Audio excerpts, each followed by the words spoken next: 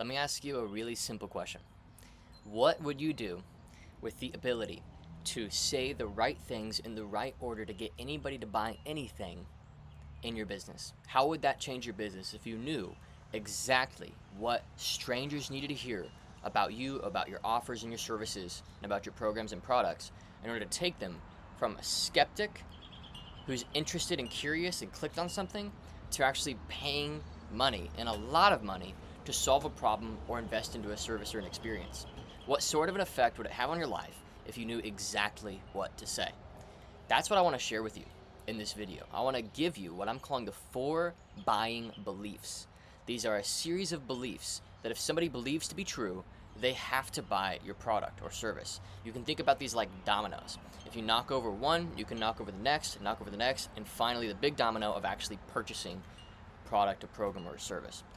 And this is so powerful that in my other organization, my other company, we're spending $2,000 to $3,000 a day completely filling out our calendar with qualified in-market consult calls for a $6,800 offer. And we get about 15 sales calls to 20 sales calls every single day.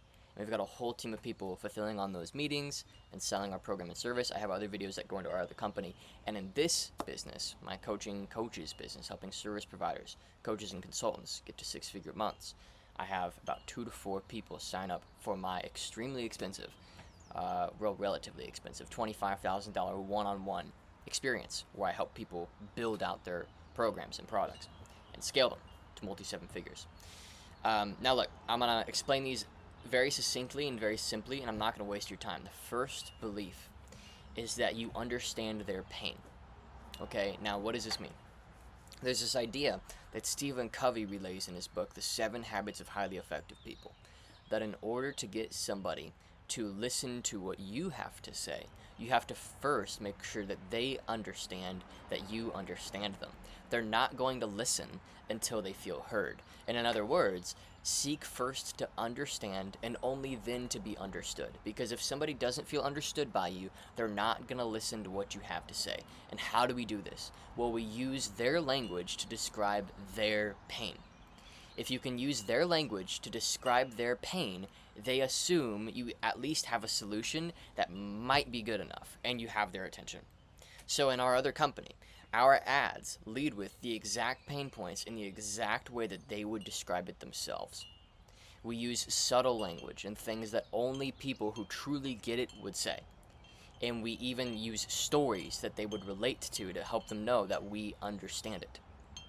So the more keyed in to your ideal prospect's pain, and the better you communicate to them that you understand their pain with your content, with your advertising, with your top of funnel, whatever that may be, the more likely you are to win their attention so you can make your case regarding your services, products, and programs. Okay? So that's the first belief, is that you understand them. And you can hack that quickly by using language that they would use to describe their pain. The second belief is that the old way, or the current way, really, that they're trying to solve this problem isn't going to work or isn't working. So you never blame a person for the reason why they're not where they are. You don't just say you're wrong, you don't know how to do this, let me show you how to do this. Nobody's receptive to that language. People have egos, they have pride, and you're asking them to set aside their pride and their ego to buy your stuff that's never going to work. So instead of that, which even though that might be true, that they just don't know, you're not going to say that. You're going to say, you've tried this, you've tried this, you've tried this. You've been misled. These things don't work for XYZ reason. They worked at one point, they maybe don't work anymore. Or they work for specific special people, but they don't work for everybody. Or they might work for, in this rare instance, but for the majority, they don't work.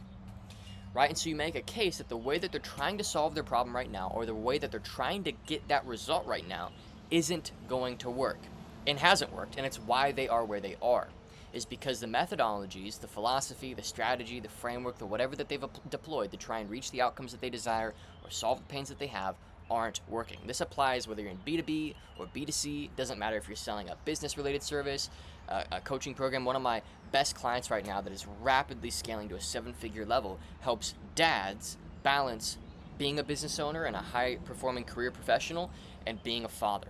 So it's a non-ROI offer that we're now selling for $10,000, and he's booking about 3 to 8 calls a day right now for that using this methodology. Belief 1, he understands the pain. Belief 2, old way isn't working. His old way, his current way is hustle, grind, the David Goggins concepts, productivity, right? Productivity apps, scheduling, delegating, systems, control. He says control is an idol. Control doesn't work. The idea of control you have to let go of. There's a new, better way, which he calls work-life engineering. And we designed this together in my Kaizen Mastermind group. This is my one-on-one offer where I work with people to design their entire process, right? And so the third belief is his new way. And we call it work-life engineering. And in my business, you'll notice me doing that in this channel. The old way is thinking about funnels from a numerical vantage point. The new way is thinking about beliefs and communicating subtly beliefs so that by the time somebody's on the phone with you, they know they want to buy, they're fully sold because you started with a very simple low-level domino of, hey, I know your pain. I've got a solution. The old way isn't working, right? So anyway, third belief is your new system, your new way, the new method. It doesn't necessarily even have to be new. It just has to be better. Okay, so if you can show how it's not their fault, it's just that nobody's ever introduced them to this new way. Nobody's ever fully taken the time to describe this new way. Another one of my clients, her name is Erica. She works with high-performing women who feel like they're not getting what they want out of life. They've achieved everything they've ever set out to achieve. They've made all the money, and they feel lost. She's got a $10,000 offer, and her new way is something like, what's it called? I think it's like New Age Embodiment or something like that. Basically, it's the idea that you're not acting out of your true self. So you're chasing and chasing and chasing, and you're looking for solutions. Whereas the solution is basically just being still. I mean, I'm butchering it, but that's her new way. So I'm just giving you these examples because this isn't just when you have an ROI offer. This isn't just when you sell something that makes people money back, okay? This works in all contexts. It works when you make money back like in our other company, but you don't have to have an offer like that for this to work. Okay, so the third belief, again, is your new way. You need to describe how your way is better, quicker, faster, more guaranteed, simpler, easier to implement, has less risk, and has as many positive adjectives as you can possibly associate with it. You need to make a case for this new way, almost like a lawyer would to a jury in court, that their client, being your new way, your mechanism, is better, meaning, innocent, than the other ways, right?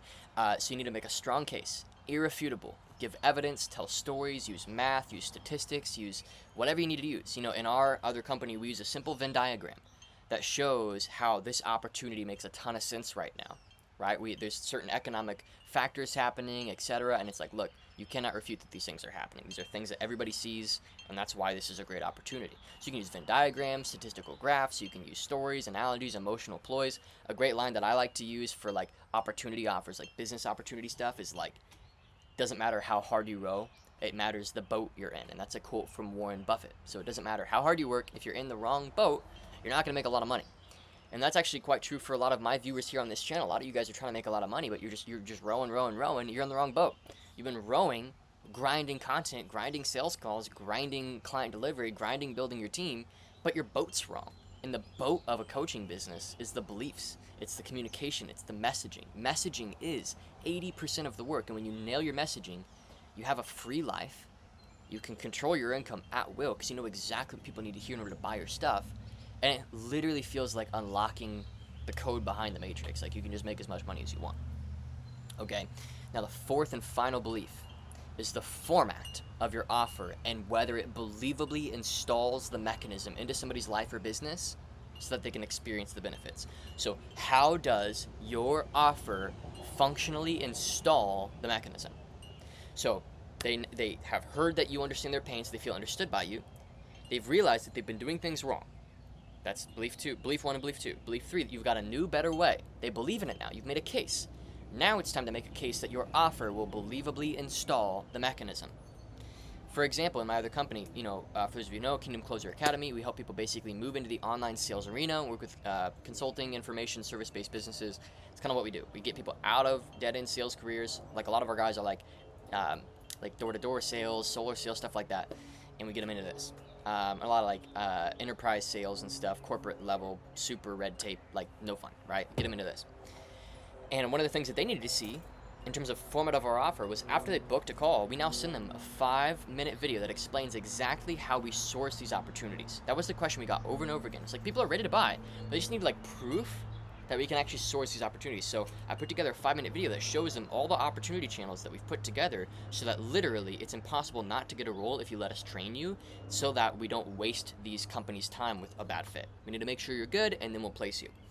And so we just make it abundantly clear that we've got a ton of opportunities. Once we proved that, we started making way more money because we proved that the format of the offer believably installed the mechanism of, online sales. Okay, so look, you guys, I hope that this makes sense. I want to make a quick video on this, the 4 buying beliefs. As a recap, their pains. What's their pains? Can you use the same language that they would use to describe their pains? If you can, then you have their attention, you have a little bit of their trust. Can you show that it's not their fault? It's just that the way that they're currently trying to solve their problem isn't going to keep working anymore. If you can do that, then you get them open to the new stuff, the new way. If you can introduce your new way and make it sound better, faster, easier, more simple, etc., than the way that they've currently tried, then the next logical step in their head, without them even realizing it, is to explore your offerings. Because you've introduced a new way of thinking, or a new way of acting, or a new way of processing things, or a new strategy, or a new method, or a new technique, or funnel, or system, or whatever. And they're like, okay, since you're the first to introduce this to me, I'd love to learn about your offerings. And if your offerings believably install the mechanism, so that's why on this channel, I sell one thing. It's my one-on-one support. You work with me for a year, we have unlimited meetings, tons of Slack back and forth. We literally design, start to finish, your entire process, whether it's organic or it's paid ads or whatever it is. I've got a client who I took his YouTube channel from 15 grand a month to 60 to 70 grand a month in about 45 days. We didn't get any more viewers. We didn't change anything about his offer or anything. We just changed what he talked about in his videos. We changed the message, and all of a sudden, blew up his organic platform, right? And then I have clients like Alex, whose first month we do 6 figures off of about $18,000 in ad spend in his VSL funnel because his message was crud. He was turning $1 into $2 at like 20 grand a month, and then he turned $1 into $5 at 100 grand a month because his message rocked. Okay, so hopefully this makes sense, and this is a valuable piece of content for you. Would love to hear your thoughts in the comments, and I'll see you guys in the next one.